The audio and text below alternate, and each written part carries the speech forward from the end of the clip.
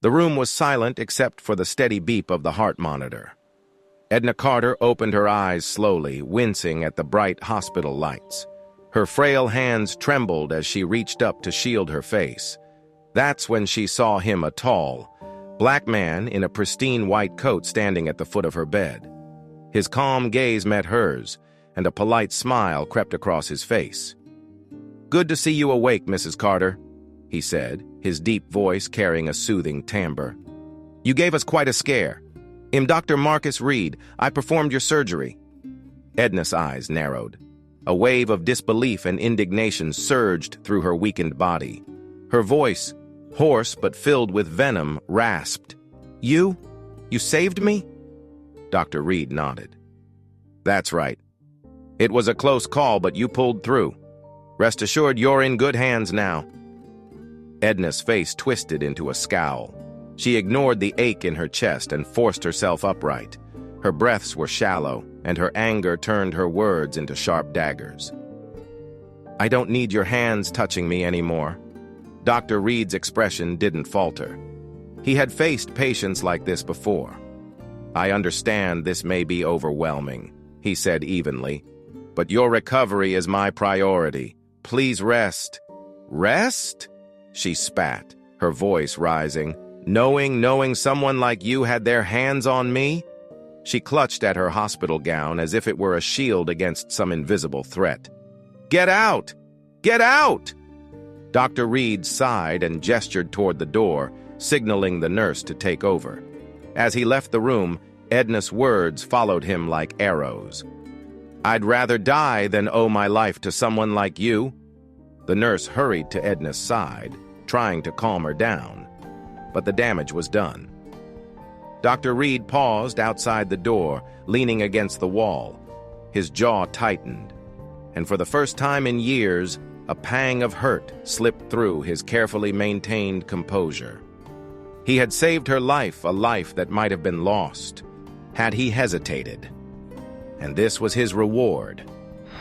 Back in her hospital room, Edna's rage burned brighter than ever, but her heart monitor's rhythm began to spike.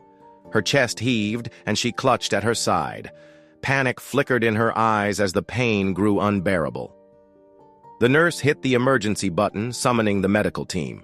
Edna's vision blurred, and her last coherent thought was a bitter prayer that someone, anyone else, would come to her aid, anyone but him.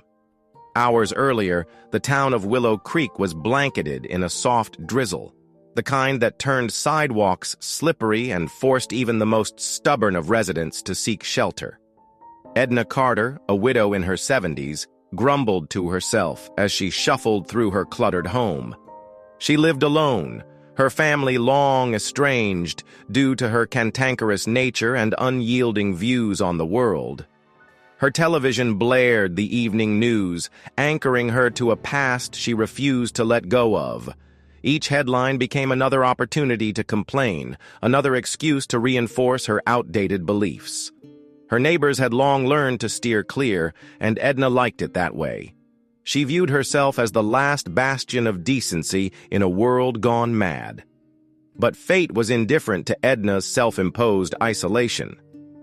That evening, as she climbed a step stool to retrieve a jar of sugar from the top shelf of her pantry, her foot slipped. Time seemed to slow as she fell, her head striking the counter with a sickening thud. Pain exploded through her skull, and everything faded to black. When Edna awoke, she was in an ambulance. The blinding lights and the sound of the siren filled her with panic. A paramedic leaned over her, speaking in a calm but urgent tone. She barely registered his words as her surroundings blurred again. At Willow Creek General Hospital, the emergency team worked quickly. A scan revealed a subdural hematoma, a dangerous buildup of blood between her brain and skull. Immediate surgery was the only option. But with the hospital understaffed and the on-call surgeon caught in traffic, it fell to Dr. Marcus Reed, the hospital's lead neurosurgeon, to step in. Time was of the essence, and hesitation could mean the difference between life and death. As Edna lay unconscious, the surgical team prepped for the operation.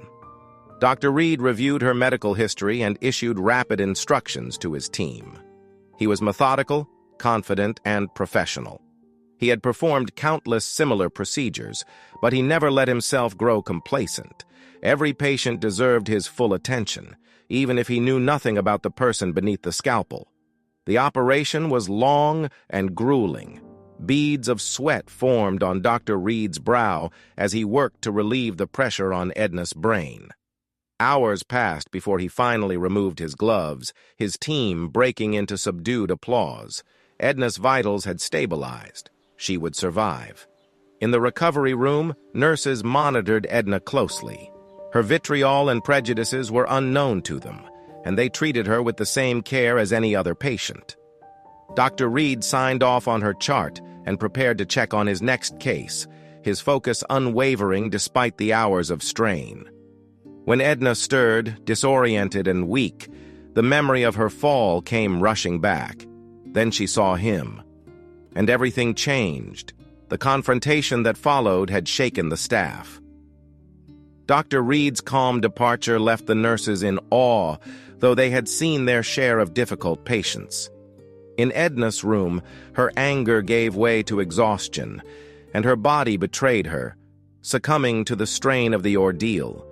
But as her chest tightened and her vision darkened, she realized she needed help, and fast. The room filled with nurses, and a call was sent out. Edna's heart raced. Would it be him again? Would the man she had insulted return to save her life once more? Her pulse quickened, not just from the physical toll, but from a new, unwelcome fear. Edna Carter's breathing was shallow as the team worked to stabilize her. The nurse placed another call for assistance, and the tension in the room was palpable. Her heart rate climbed as the pain in her chest intensified. Edna's defiance had drained her strength, and now all she could do was cling to the hope that anyone would respond in time.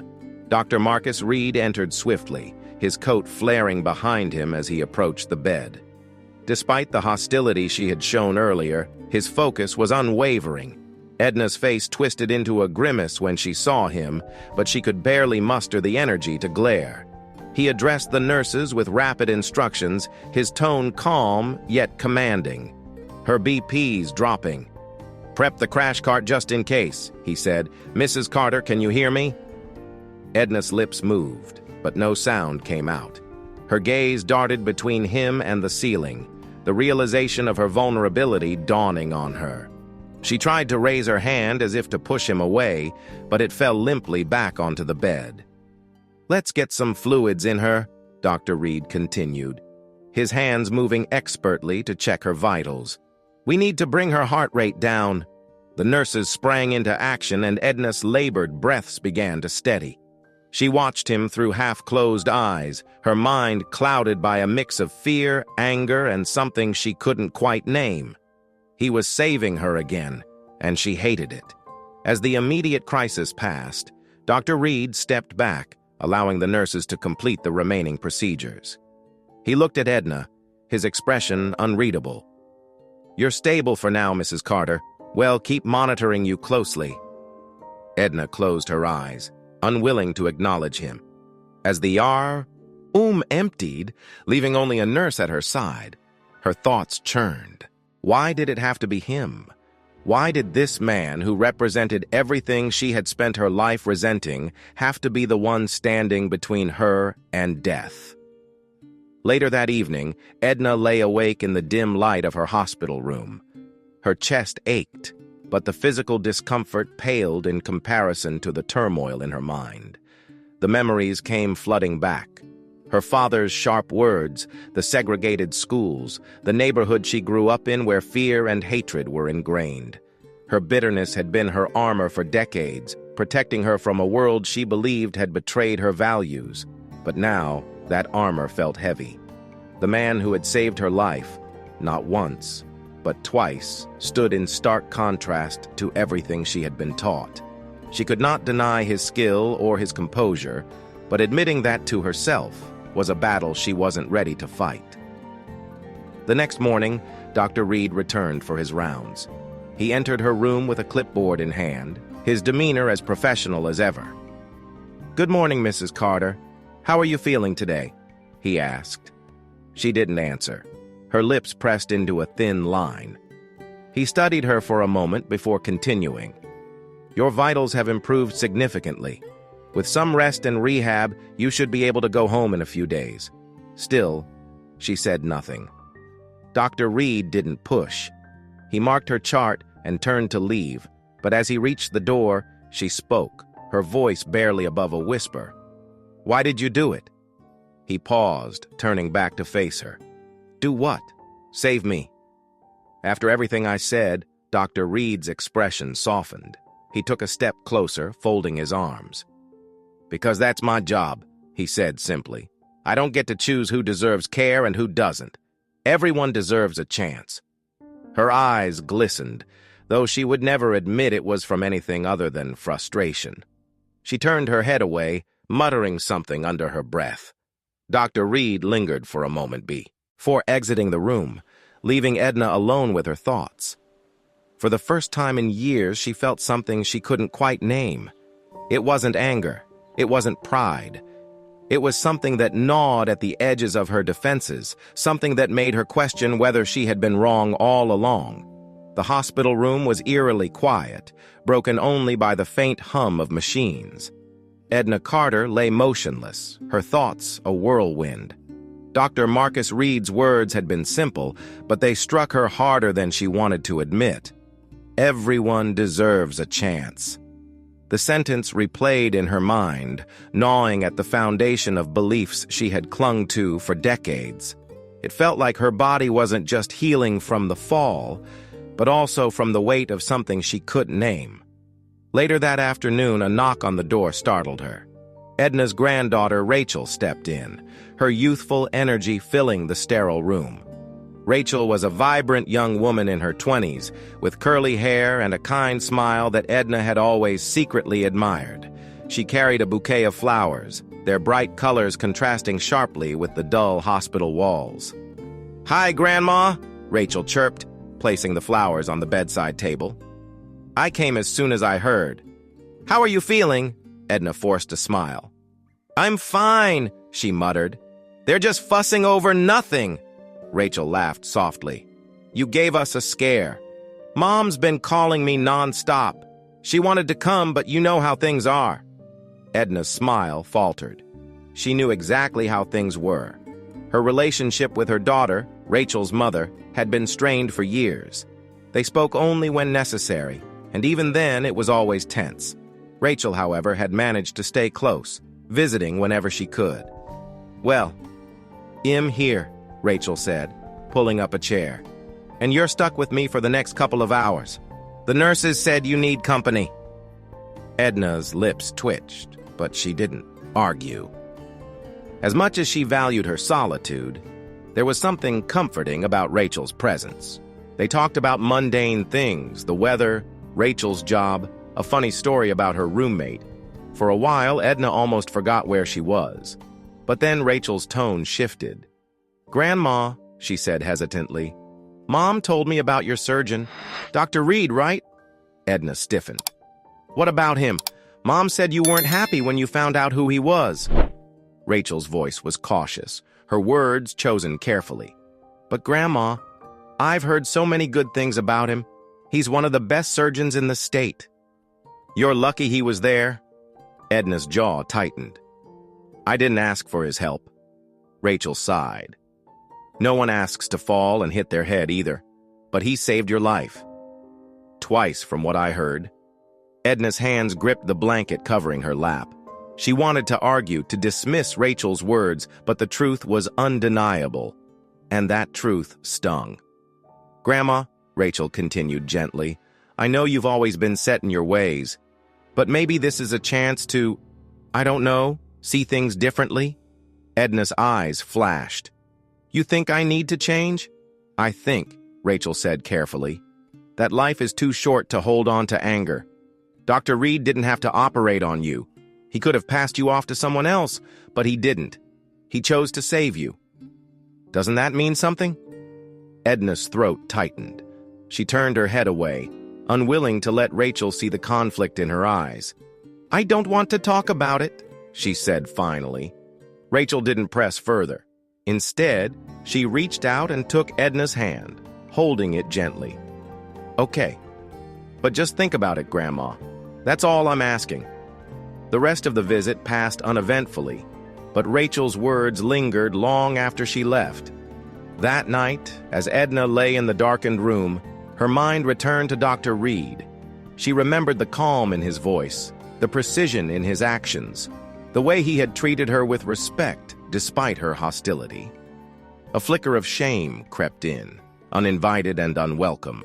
She had spent so much of her life building walls to keep people out, to protect herself from a world she believed had no place for her values. But now, those walls felt less like protection and more like a prison. Edna didn't sleep much that night. Instead, she stared at the ceiling, grappling with thoughts she had spent a lifetime avoiding. The following day, Edna Carter sat upright in her hospital bed, staring out the window. The morning light streamed through the glass, illuminating the sterile room. A breakfast tray sat untouched on the table beside her.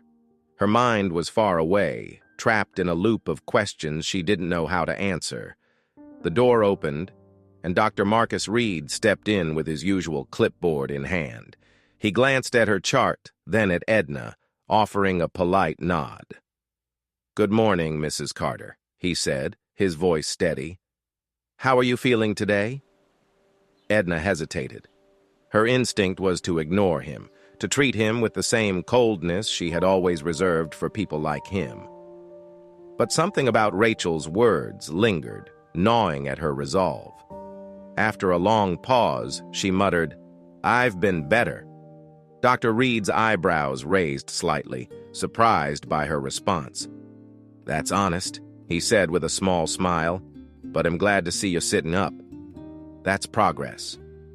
She didn't respond. He moved closer, checking her vitals and making notes on the chart. The silence in the room was heavy, broken only by the scratch of his pen and the rhythmic beep of the heart monitor. "I heard your granddaughter visited yesterday," Dr. Reed said, glancing at her. "It's good to have family around during recovery." Edna's lips tightened. She wasn't sure if he was making small talk or probing for something deeper. "Rachel's a good girl," she said, her tone clipped. Dr. Reed nodded, finishing his notes. "She seems to care about you a lot." "That's important." Edna's eyes flicked to him, her gaze sharp. "What are you trying to say, Doctor?" He met her gaze calmly. "Nothing more than what I said," he replied. "But since you asked, I'll add this. You're fortunate to have people who care about you. Not everyone does." Her jaw clenched. She wanted to fire back with a sarcastic remark, but the truth in his words hit too close to home. Instead, she turned her head toward the window. "Are we done here?" she asked. Dr. Reed took a step back, his professional demeanor intact. "For now. But Mrs. Carter," he added, "you should know recovery isn't just about your body. It's about your mindset, too. I've seen it time and time again. Patients who open themselves up to healing, in every sense of the word, tend to do better." She didn't respond, her silence an unspoken dismissal. He left the room, leaving Edna alone with her thoughts once again. That evening, Rachel returned. She brought a small photo album, sitting by Edna's bed and flipping through the pages. The images showed moments from Rachel's childhood, birthday parties, family barbecues, and holidays long past. Edna's younger self appeared in many of them, her face stern but proud. "Do you remember this one?" Rachel asked, pointing to a photo of Edna holding a tiny Rachel on her lap. They were sitting on the porch of Edna's old house, the sun setting behind them. Edna's eyes softened as she looked at the picture. "I remember," she said quietly. "You were a handful back then." Rachel laughed. "Still am, probably. But you always had patience for me. I don't know how you did it." Edna's lips curved into a faint smile. You were worth it. Rachel's expression turned serious. Grandma, do you think maybe Dr. Reed deserves a little patience too? He's trying, to help you. The smile vanished. Edna's fingers gripped the edge of the blanket. It's not that simple, she said. Why not? Rachel asked gently. What makes it so complicated? Edna didn't answer. Instead, she stared at the photo album, her mind swirling with memories, regrets, and the barriers she had built over a lifetime. Rachel's words echoed in her mind long after she left. As the hospital lights dimmed for the night, Edna found herself lying awake again. For the first time, she allowed herself to wonder what it would feel like to let those walls come down, even just a little. But the thought terrified her more than she cared to admit. The next morning brought a surprising calm to Edna's mind. For the first time in days, she didn't wake up feeling consumed by anger or frustration. Instead, she felt a strange, reluctant curiosity about the man who had saved her life twice, Dr. Marcus Reed. Her thoughts were interrupted by the arrival of a nurse. Good morning, Mrs. Carter, she said cheerfully as she checked the monitors and tidied up the room. Dr. Reed will be by in a little while for your checkup. Is there anything I can get you in the meantime? Edna shook her head. No, thank you, she murmured. The nurse smiled and left, leaving Edna alone once again. When Dr. Reed finally entered, he greeted her with the same professional politeness she had come to expect. He reviewed her chart and asked her the usual questions about her pain levels and comfort. But today, Edna found herself studying him more closely. She noticed how he spoke with care, his words measured yet empathetic. She saw the fatigue in his eyes, evidence of long hours spent caring for others. And she couldn't ignore the way he treated her without judgment, despite everything she had said. Dr. Reed, she said suddenly, her voice breaking the routine of his examination. He looked up, his expression neutral. Yes, Mrs. Carter? She hesitated, the words catching in her throat. Finally, she managed to say, Why did you become a doctor? Dr. Reed seemed momentarily surprised by the question. He lowered his clipboard and leaned slightly against the counter. That's a big question, he said with a small smile. But I guess the simple answer is that I wanted to help people. When I was younger, I saw how much good a doctor could do for a community, especially one that didn't have a lot of resources. It inspired me. Edna frowned. You grew up in a place like that? He nodded. A small town in Georgia. We didn't have much, but we had people who cared about each other. That made all the difference. His words stirred something deep within Edna. She thought back to her own childhood, growing up in a small, segregated town. The community had been tight-knit, but it was built on exclusion and fear. Her beliefs had been shaped by that world. But now, for the first time, she wondered if they had been holding her back rather than protecting her. It couldn't have been easy for you, she said quietly. Dr. Reed shrugged. Nothing worth doing ever is. But I've been fortunate. I had good mentors and support along the way, and now I get to do what I love every day. Edna fell silent, her thoughts swirling. She had spent so much of her life convinced that people like Dr. Reed didn't belong in her world. But here he was, a living contradiction to everything she had believed, and for the first time, she couldn't ignore it. Thank you, she said suddenly, the words awkward and unfamiliar on her tongue. Dr. Reed looked at her, surprised. For what?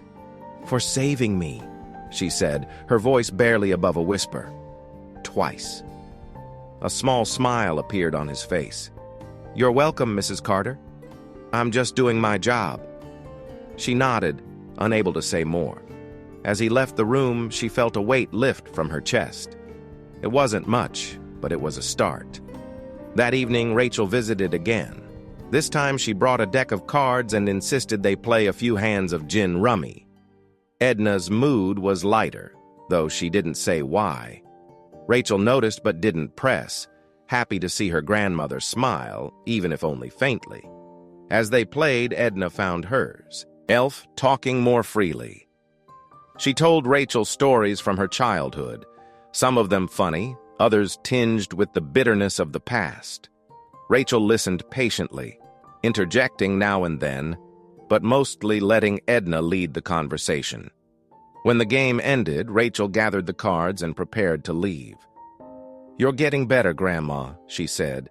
"Keep it up, and maybe give Dr. Reed a little credit next time you see him. He's not so bad." Edna didn't respond immediately. As Rachel kissed her on the cheek and walked out the door, Edna felt the faint stirrings of something she hadn't felt in years. It wasn't anger or fear. It was hope.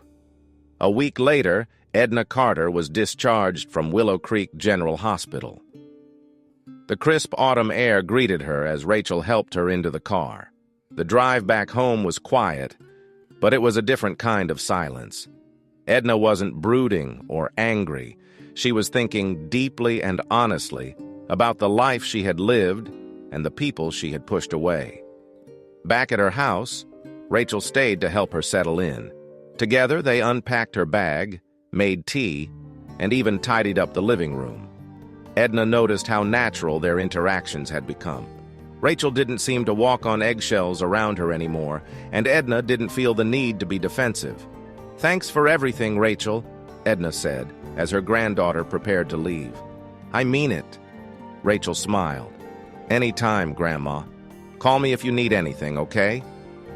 When the door closed behind Rachel, the house felt unusually quiet. Edna sat in her favorite armchair, staring at the photo album Rachel had left behind. Her eyes lingered on a picture of herself as a young woman, surrounded by her family. She barely recognized the person she had been, full of life, unburdened by the bitterness that had consumed her later years. That evening, Edna did something she had never done before. She picked up the phone and dialed the Hospital. When the receptionist answered, she hesitated for a moment before speaking. "Could you connect me to Dr. Reed's office, please?" After a short wait, Dr. Reed's voice came through the line. "This is Dr. Reed. Dr. Reed, it's Edna Carter," she said, her voice trembling slightly. "I just wanted to thank you again for everything you did for me." There was a brief pause on the other end. "You're very welcome, Mrs. Carter," he said warmly. "I'm glad to hear you're doing well." She swallowed hard, fighting back the wave of emotion rising in her chest. "I've been thinking a lot about what you said, about everyone deserving a chance. I just wanted you to know you made me realize some things I'd been avoiding for too long." Dr. Reed's tone was kind but measured. "That means a lot to hear, Mrs. Carter. Growth isn't easy, but it's never too late to start." Edna nodded, even though he couldn't see her. "Thank you, Doctor," she said again, her voice steadier this time. "For everything." They ended the call, and Edna sat quietly for a long time, the receiver still in her hand. She felt lighter somehow, as if a burden she had carried for decades had finally been lifted. The days that followed were different. Edna found herself making small but significant changes. She greeted her neighbors for the first time in years, offering a kind word instead of a curt nod. She called Rachel just to chat, surprising her granddaughter with an unexpected warmth. And one Sunday afternoon, she even wrote a letter to her estranged daughter, apologizing for the years of distance and offering to rebuild their relationship. As autumn turned to winter, Edna felt a quiet peace settling over her. She knew she couldn't change the past, but she could choose a different future. And though it had taken a fall, a surgery, and the steadfast kindness of a man she once thought she could never accept, she was finally ready to try. In her heart, Edna knew she still had a long way to go, but for the first time in years, she believed she could get there. And that belief, fragile yet powerful, was enough.